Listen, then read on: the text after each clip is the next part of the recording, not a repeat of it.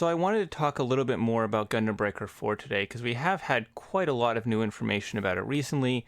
Last time I talked about it, you guys seemed to be really interested in that, so today we'll be looking a little further into Gundam Breaker 4. So a couple days ago, we did get a new trailer for this game. I didn't cover it at the time because I was more focused on the whole Shizuoka Hobby Show thing. There was a whole bunch of just great new kit releases they announced there. If you haven't seen that already, card up there right now, go check it out. But on the same day that that whole thing was going down, we also got to see a lot of new information about Gundam Breaker 4, starting with a trailer that gave us the actual release date for this game. So it's coming out August 29th.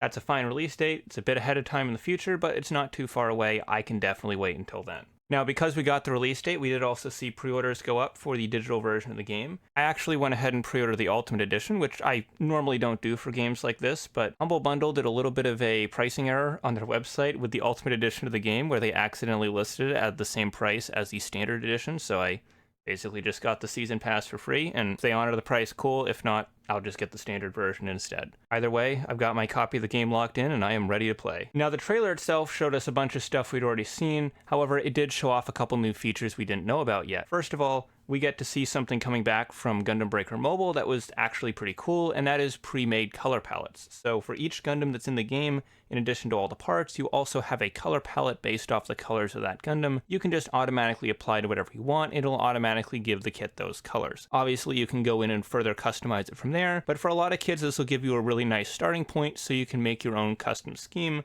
without having to fine-tune all the little stuff from scratch. I think this is a really cool addition and something that was definitely worth bringing over from the mobile game. Now, the other big thing they showed off in the trailer that got a lot of people excited was we actually got to see our first look at what the roster for this game is going to look like. Now, for other reasons I'm going to get into in a minute, we actually know the full roster of the game now. However, at the time this trailer came out, they showed us a few kits that we had not seen in the game yet. So they started by showing us Ariel, which we'd already seen. It was on all the promotional material, not really a surprise. However, they followed it up with Darabalde. Now, Darabalde was actually a kit that some of us knew was already coming because they mentioned it in a previous developer stream that they were planning on adding the Darabalde.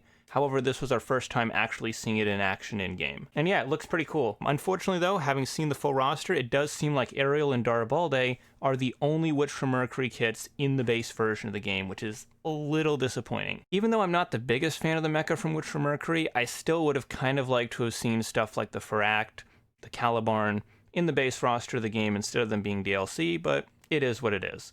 With this show being as popular as it is, them showing up in a DLC pack at some point is basically guaranteed. Now, past those two, we actually got to see some new stuff. New Gundam FF. This is the version that's based off the New Gundam statue. It's in the game. They also showed off the Helios from Gundam Breaker Battlelog, which was pretty cool to see. And then the last thing they showed off in the trailer was the Kasi Gundam.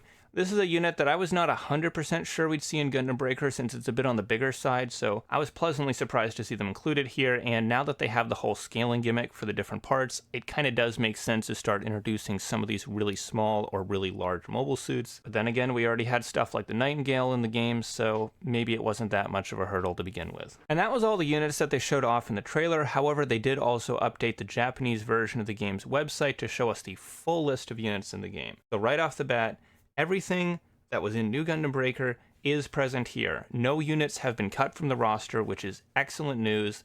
We all kind of assumed that that was going to happen, but it is comforting to actually see confirmation of it, especially after the whole launch situation with NGB. So in the full list, we were able to see that we're getting the Leo, which is a very cool grunt suit that a lot of people love. I'm sure we're going to see some great customs with that, as well as a couple more grunt suits, such as the Jin and the Zaku Warrior. I'm personally very happy to finally see the Zaku Warrior in this game. I really like that mobile suit design, and I always thought it was a pretty glaring omission in the previous games. So it's great to see it here, both in the standard version and with the Gunner backpack. We are going to be getting some Mecha Musume options as well, with Super Fumina and Mobile Doll May both appearing as fully customizable kits. We did get the Super Fumina before in New Gundam Breaker, however now you can actually use her parts in your own custom build. Unfortunately though, those are the only two Mecha Musume kits we're getting, so your customization options are going to be a little limited. Rounding out the Grunt Suit update, we are also getting the Graze Space type and the Graze Ground type. Very happy to see these here, love the Graze, and I think it'll be a really cool kit that can be customized in a lot of neat ways. And on top of that, there's a surprising amount of Gundam Breaker Battlelog focus in the update to the roster because we're getting both the Live Lance Heaven and the Perfect Strike Freedom, meaning the series that gets the most new kit additions is not Witch from Mercury, not Hathaway, not Iron-Blooded Orphans, but Gundam Breaker Battlelog. Now, from what I've heard, the reason that this is the case is because a lot of the characters from Breaker Battlelog are going to be appearing in the story mode for Breaker 4, and thus they'll all be using their mobile suits from the anime. And while that does make a lot of sense, it's still kind of funny to see a relatively unpopular OVA series getting so much attention in a Breaker game. However, those are not the only additions to the roster we got, because a big thing that this game does is it gives us customizable SD Gundams. So there was a little bit of SD Gundam content in Gundam Breaker 3, however it was very limited in terms of what you could do with the Gundams. I don't really understand exactly how SD Gundams worked in that game, but from what I do understand, you could change the color scheme, and that was kind of it. It was very limited customizability, and I don't think there was any sort of cross-customization between standard kits and SD Gundam models. However, in this game, you are going to have full compatibility across SD Gundam and standard kits. You can mix them together however you like, and because of the new scaling features, you will actually be able to adjust the parts of the different kits pretty extremely in order to get all sorts of cool cross combinations. And in order to facilitate this, they are adding a lot of new SD Gundams to the roster. We are getting, and full disclosure here, half these names mean absolutely nothing to me because I'm not a big SD Gundam guy. I'm just going to rattle them off as best I can. Knight Gundam, Full Armor Knight Gundam, Versal Knight Gundam, Knight Superior Dragon. That's one of the few on this list I actually do know, and I'm very excited to see because I love that design. The Knight Unicorn Gundam, the Zero Gundam, the Musha Gundam, the Zakuto, the Nidame Gundam Daishogun, the Musha Gundam God Maru, the Musha Victory Gundam, the Lube Gundam, and the Command Gundam. A very nice selection of SD Gundam kits. When I first saw the trailer, I thought they were just going to do the Knight, the Command, and the Musha, kind of just the classic trio. However, it really does look like they're going all out with the SD Gundam roster, and for the SD fans out there, I think they're going to have a lot of fun with this game. So in terms of our starting roster, I think this game is pretty solid. I would have liked to have seen some more Witch from Mercury suits.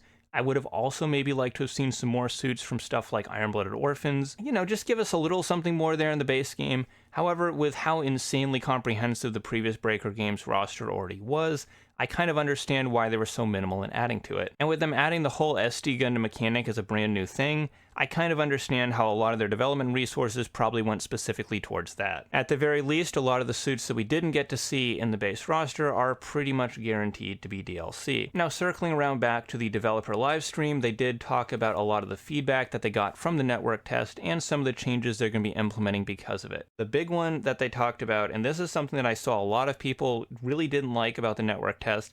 It didn't bother me personally, I was kind of okay with it, but it seemed like a lot of people really didn't like that the OP skills had a shared cooldown. So in the final version of the game, each OP skill will have its own individual cooldown.